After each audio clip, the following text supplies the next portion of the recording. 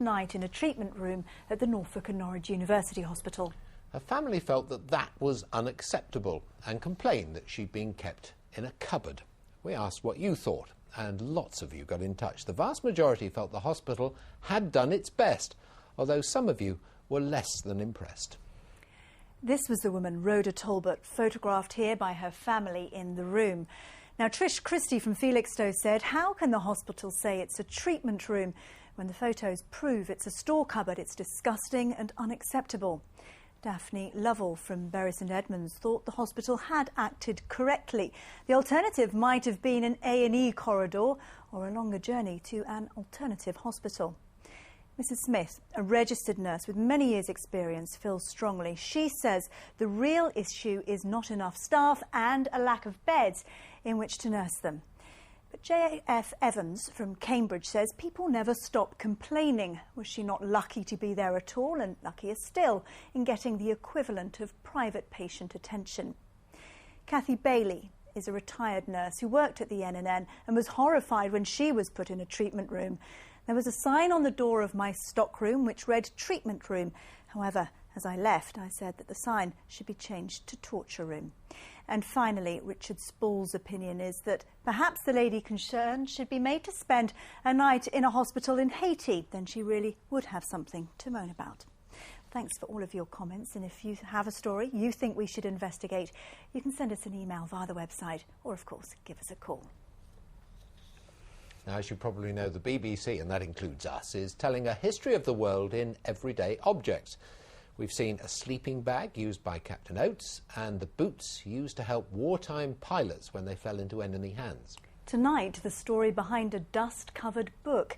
It may have been written more than 140 years ago, but it affects the way many people live today. It's just a small red book, faded, dog-eared, worn. But its content is more than just up-to-date. It's become the Bible of modern town planning. Written more than 100 years ago by Ebenezer Howard, from it came Letchworth, Welland, all garden cities. Essentially, he wanted to see an answer to people in poverty in cities and in towns. So his idea was to come up with a marriage of town and country, where he'd take the good things about the town, like restaurants and theatres, and the good things about country, like sunshine, fresh air, etc., and create garden cities out of that idea. Ebenezer began writing his ideas down in the 1870s, and they're still relevant today. In here, he talks about recycling, green spaces, electric transport. He even warns of the dangers of property speculation, and we've seen the impact of that in recent years.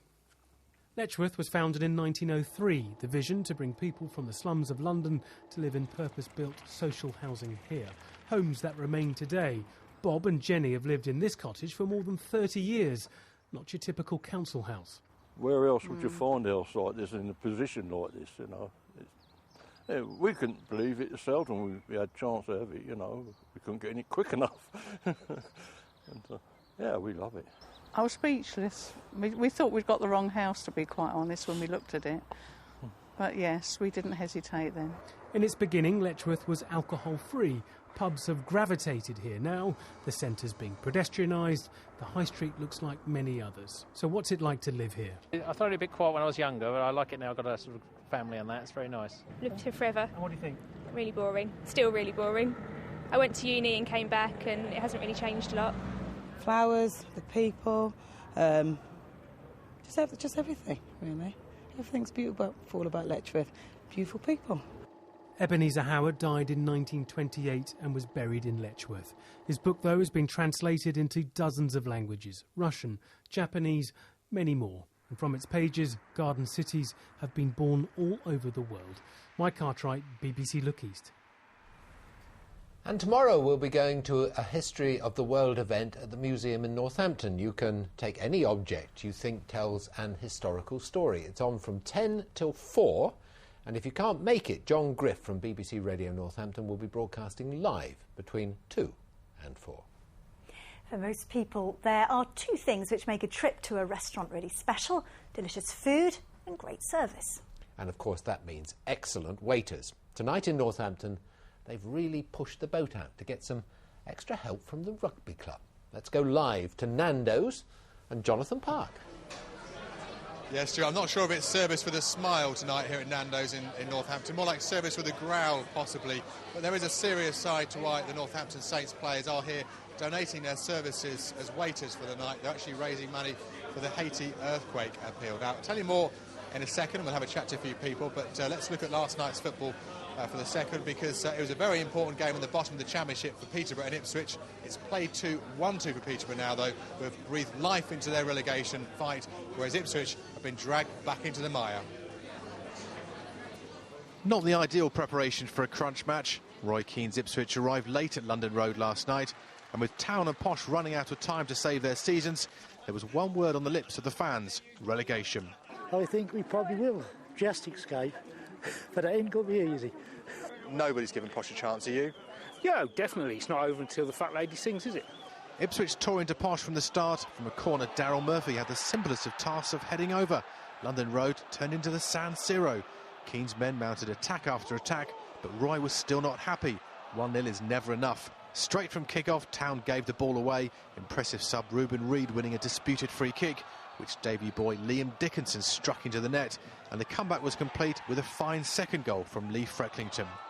Murphy was Town's only threat in the second half, but it was Posh who scored again. Centre-half Craig Morgan head and shoulders above the rest, moving Posh to within 9 points of safety. You know, I made a change as soon as I recognised it needed to be made.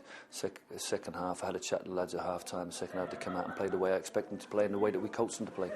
It's clear now, I guess, that this is a fight that's going to go right to the death, and it's going to be a relegation fight, not a playoff fight, probably. Well, if you saw our second half performance tonight, playoffs is well off. You know, we're down near the bottom. As I said, the table doesn't lie. Town could drop into the relegation zone tonight if Reading win. Posh might just be playing for pride, but you never know.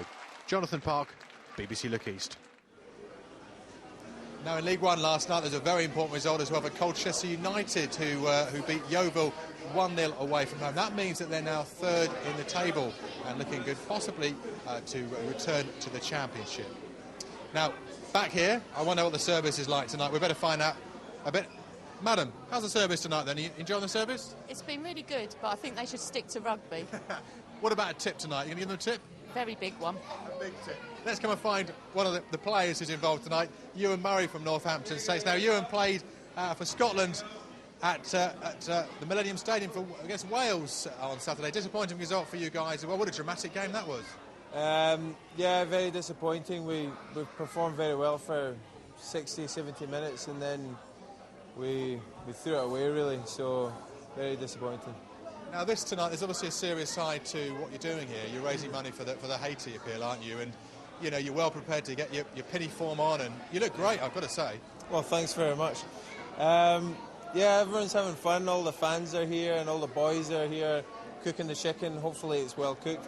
But yeah, it is for a good cause. We're just trying to raise money for the Haiti appeal, and it's good. The place is packed out. Has anybody said to you they're going to send the food back? Because I mean, I don't think I'd send my food back if you came to my table. I think I'd be sort of smiling and saying yes, thank you very much.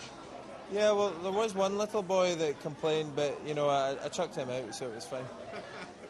Well done, Ewan. Thanks very much. Well, enjoy the night. I'm sure the Northampton Saints fans tonight will really enjoy their night as well, meeting and being served by some of their star players. Back to you in the studio.